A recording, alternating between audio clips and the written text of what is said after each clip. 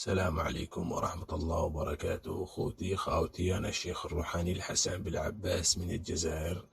بدأت في الروحانيات قبل 25 سنة، والحمد لله وصلت لدرجة الحاكم من الروحانيات. المهم أخوتي خاوتي، اليوم نتكلم عن موضوع تنزيل الأموال. تنزيل الأموال واش هي أسراره وخفاياه. تنزيل الأموال خاوتي هو من الأمور المعقدة التي تدخلت في عالم الروحانيات من الزمن القديم. بزاف نلاقو في القصص القديمة والجديدة، وبزاف هدرت عنا حكايات وقصص تتناول كيما هذه الأفكار. مثلا نجيبو جن ونطلبو منه تنزيل الأموال، أو عن طريق فانوس سحري قديم نفركو الفانوس باش يخرج المارد من الفانوس، ونطلبو منه الأموال ويجيب لنا الأموال، وكيما هذه القصص. دركا خاوتي السؤال المطروح في مثل هذا الموقف: هل هو تنزيل الأموال أمر حقيقي أم وهمي؟ بزاف يسقسوني عن هذا الموضوع، وهل يمكن لأي شخص يدير تنزيل الأموال، أو أن هذا الشيء خاص بشيخ روحاني متمكن واصل لدرجة عالية من الروحانيات؟ واش هي الطرق التي من خلالها نقدر نديرو تنزيل الأموال؟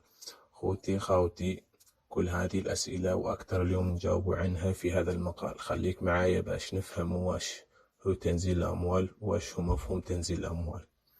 بسم الله. خاوتي نعم، نعرفو كيما نعرفو احنا المفهوم والمعنى المقرب لتنزيل الأموال هو أن واحد السيد يكون روحاني متمكن، واصل إلى درجة روحانية بزاف قوية وعالية بزاف، يطلب استنزال الأموال من الجن طبعا. وهذا الأمر ما يكونش لأي شخص، لكن خاوتي هذا فقط الشيخ روحاني واصل درجة عالية من الروحانيات.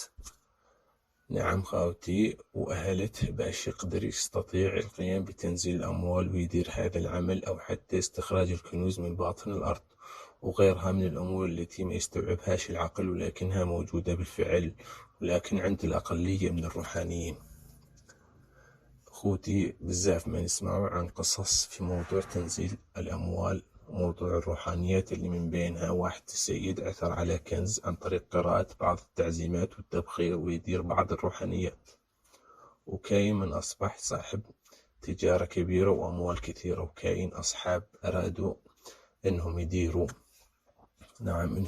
تنزيل الأموال، وخاوتي تم النصب عليهم. وخاوتي نعم تم النصب عليهم، وهذا يخلينا نطرح سؤال الكل يسقسيه ليا بزاف، وهو: هل قضية تنزيل الأموال حقيقية أم وهم؟ نعم خاوتي، والحمد لله أنا شيخ متمكن، وإذا أردت أي شيء خاوتي كلموني عبر الواتساب للتفاصيل أكثر. السلام عليكم خوتي خاوتي.